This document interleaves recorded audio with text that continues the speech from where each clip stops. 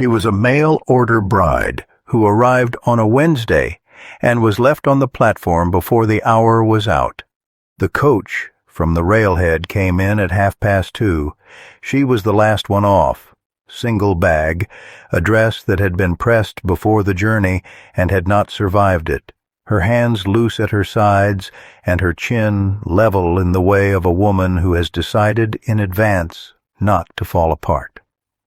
Albert Pugh was waiting at the far end of the platform with a folded paper and the look of a man who had been rehearsing bad news long enough that the rehearsing had made it worse. He had filed the contract 8 months prior with the agency. He had spent the time since changing his mind and had written no letter. Because a letter would have required courage he did not have before witnesses were present.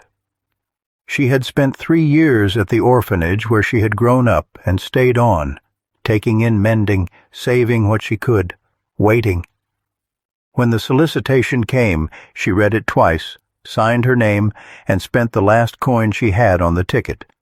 Albert said he couldn't go through with it.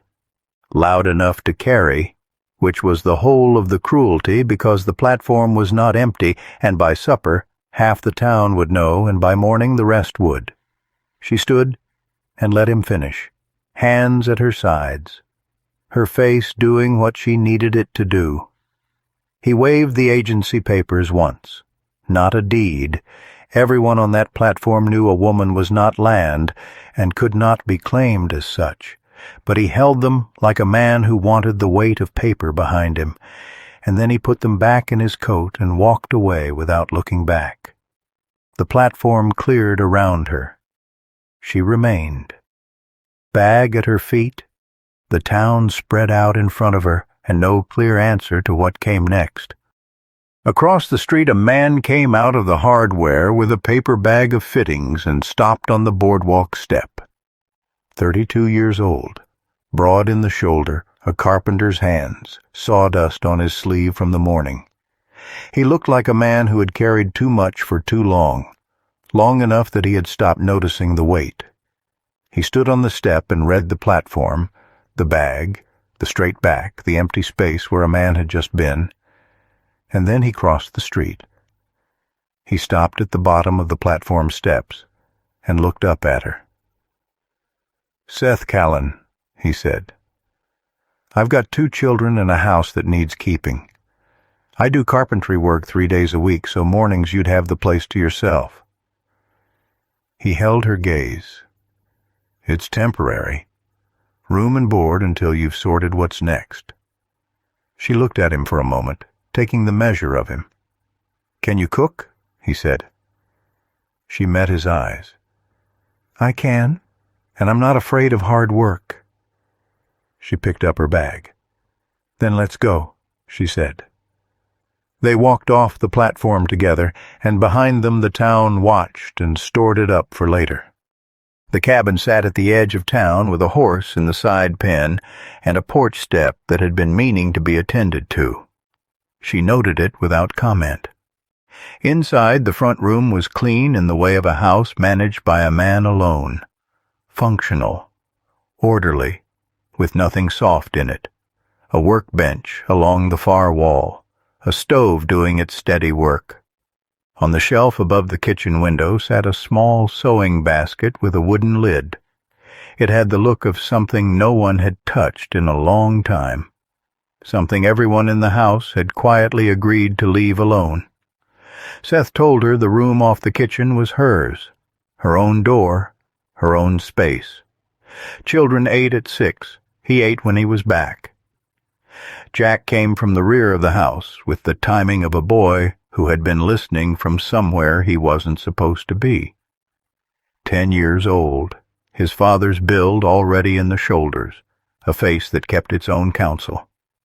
He looked at Willa the way a person looks at something they have seen a version of before and are not ready to feel differently about. He looked at his father. Then he turned and went back the way he came without a word, which said plenty. Mary did not make an entrance so much as she materialized, 6 years old, one ribbon tied properly, and one simply hanging, standing near the bedroom doorway with the full and unguarded attention of a child who has not yet learned to want things quietly. She looked at Willa with her whole face. Willa looked back. Steady and even, nothing performed. "Are you hungry?" Willa said. Mary considered this seriously. "A little bit." "Come help me find what's in the larder." Mary came without hesitation.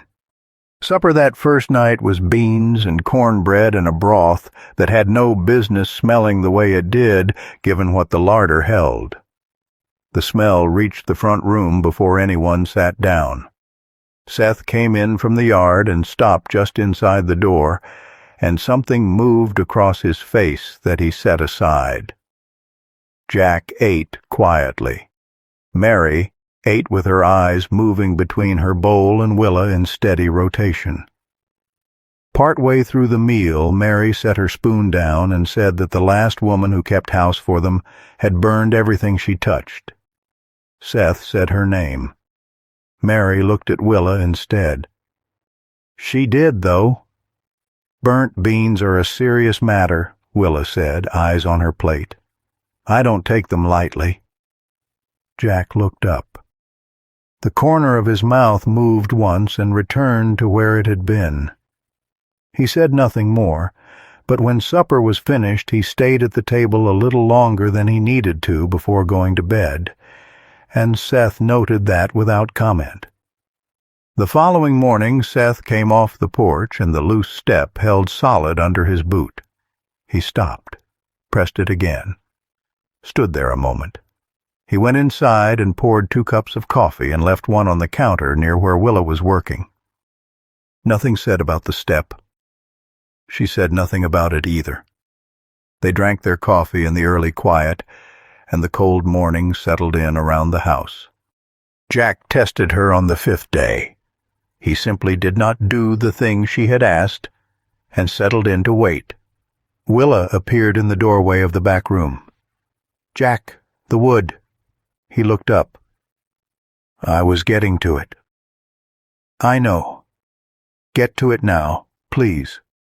He looked at her, held her gaze, found what he was looking for, then got up and brought the wood in without argument. She thanked him plainly and went back to the kitchen. Seth had heard it from his workbench. He set his plane down and stood in the quiet for a while before picking it back up. The days found their shape after that. Jack began staying at the table after meals, whittling or reading, present in a way he had not been. Mary followed Willa from room to room with the devotion of a small shadow, helping where she could reach and watching carefully where she couldn't. Seth started coming home from his carpentry work at the same hour every evening. One evening Willa read to Mary from the book of stories on the shelf, doing the voices without embarrassment. Mary pressed against her side with the complete trust of a child who has made a decision and sees no reason to revisit it. Jack sat at the far end of the room with something in his hands. He did not look up. He did not leave. By the time the frost had settled into the mornings for good, Mary had stopped trailing Willa like a guest and started trailing her like a child at home. It was a gray, unremarkable morning when it happened. Mary was moving through the kitchen in her socks, still warm from sleep, absorbed in some private business, when she caught her foot on the threshold between the kitchen and the hall and went down hard on both palms. The sound she made was the startled kind, the kind that comes before a child has decided whether this warrants tears. She decided it did. Willa came down to the floor with her before the crying had fully started, took both small hands in hers and looked at the palms and held them, warm and steady, not making a fuss, not going anywhere. And Mary, without meaning to say anything at all, said the word that was simply true. "Mama." It went into the cabin and did not leave. Willa's hands stayed where they were. One breath, no more, and then she gathered the girl in and held her until the crying ran itself out, calm and certain, and giving no outward sign of what the word had done to the room. Seth was in the bedroom doorway. He had heard it. He stood with one hand on the frame and looked at the hallway floor without moving. Something was happening in him, and he kept his eyes away from it. Some things change the moment you look at them straight. At the table, Jack had gone still. 10 years old. He knew exactly what he had heard and exactly what it meant, and something in his face that had been shut a long time was working slowly toward open.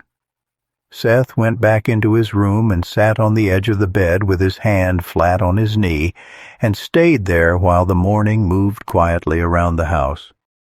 Abigail Cutler came to stand beside Willa at the general store counter on a Friday afternoon with the warm and practiced manner of a woman delivering concern she had prepared at home.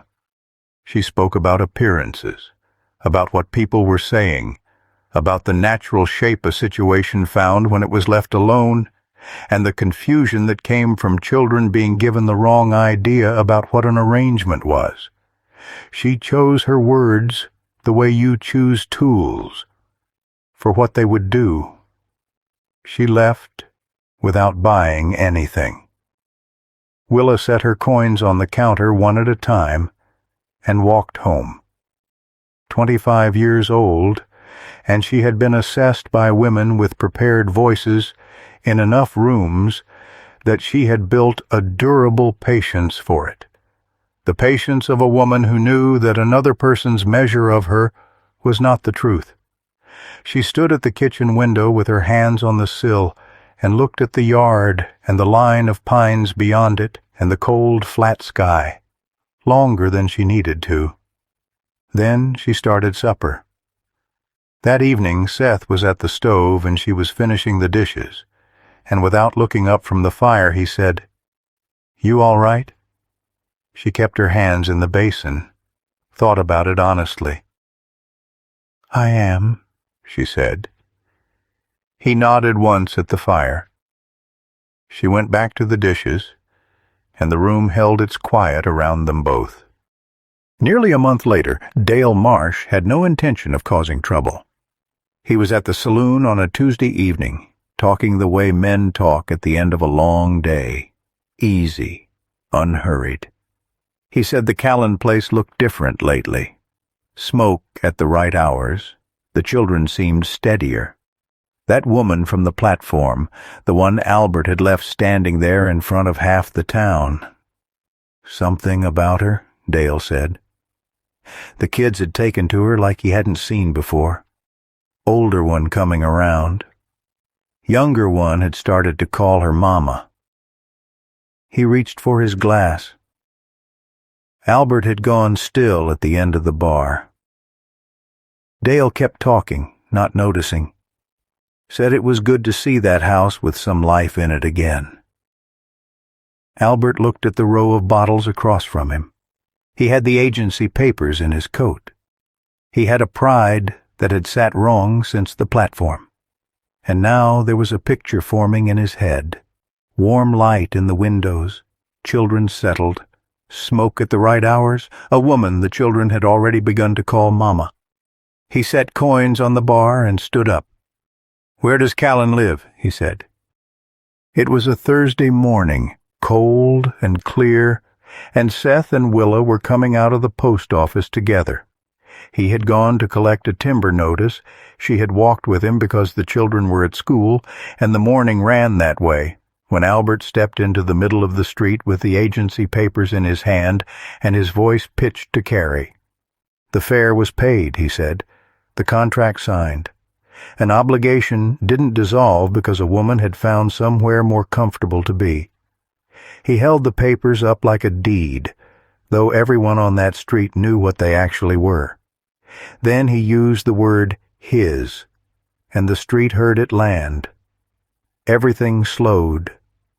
A woman near the dry goods stopped walking. Two men outside the feed store turned. The cold air held everything in place. Willa stood beside Seth.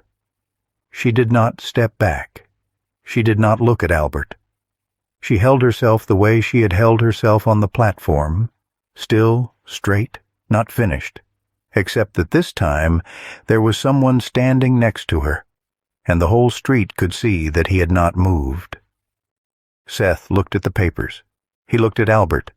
Then he turned to Willa, his voice low and even. "Stay here." Not a command. The way you speak to someone you are coming back to. He walked to the bank. 4 minutes inside. He came back with money he had kept under the floorboards for 2 years. Everything set aside toward buying back into a proper ranch. The slow and patient work of a man rebuilding from the ground up. He crossed the street and pressed it into Albert's hand and held it there until Albert's fingers closed around it.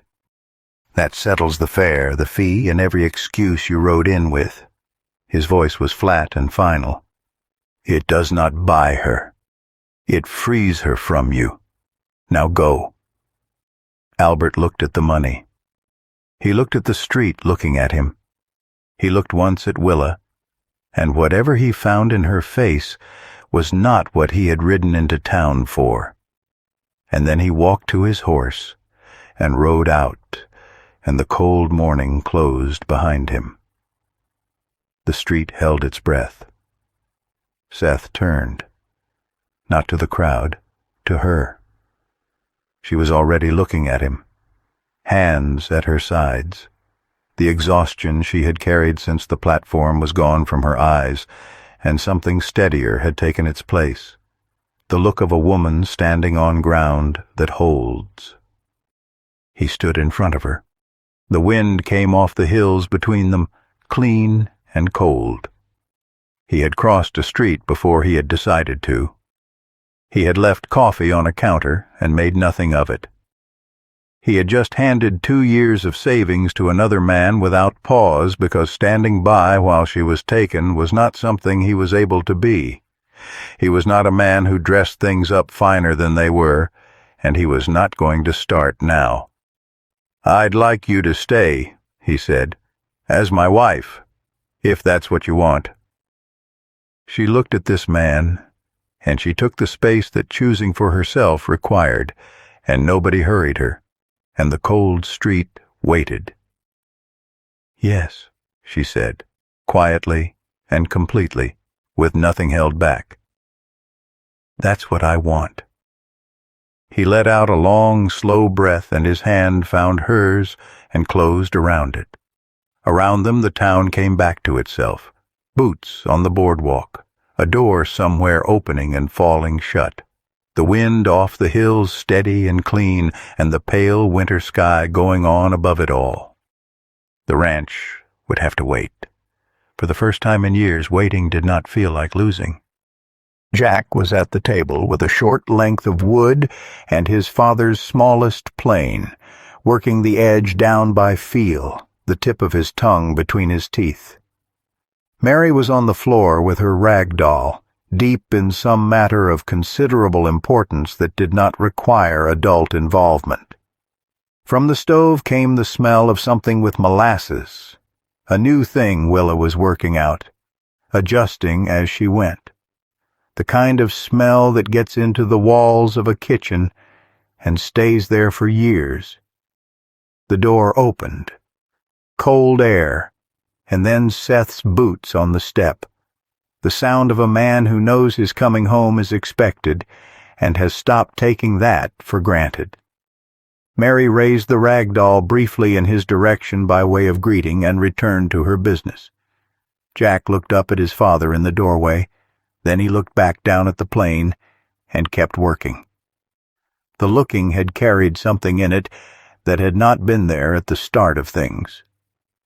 Seth hung his coat, crossed to the stove and stood beside Willa, and looked at what was on it. She moved the spoon toward him without a word. He tasted it and considered it quietly and without rushing. Then he looked at her. She took the spoon back. "I know," she said. "More molasses. The corner of his mouth moved. He went to hang his coat properly and left her to it. On the shelf above the window, the sewing basket sat where it had always sat. The late light came through the glass and found the wooden lid and rested there, warm and still. Outside, wind moved through the pines at the edge of the property. The horse shifted in the pen. From somewhere past the tree line a bird called once, long and unhurried. The cabin held its warmth, not waiting for anyone, not anymore. And that was the story of Willa, a woman who arrived with nothing but a bag and a spine and left with everything that actually matters. Tell me in the comments if you enjoyed this one. Thank you.